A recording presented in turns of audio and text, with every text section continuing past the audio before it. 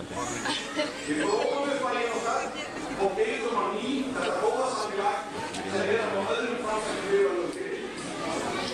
Sigur okkur eiginlega þá var það sami og í dag. Það ekki vandamál í Vestmannaeyjum, bara verkefni. Að lokum þær ég þeim Eyjamönnum sem það í raun og veru unnu afreikni.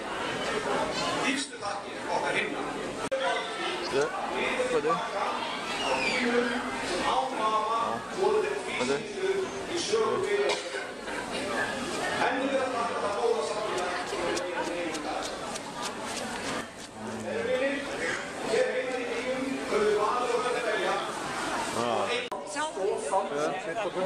Nej, jag vet inte mynter.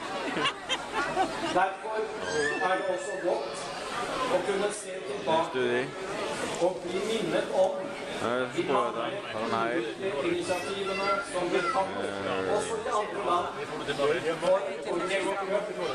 når katastrofen rammet. Og jeg glad heter han Ausgrimmer. over mange uttrykk for takknemlighet som også kom fra Norge den gangen.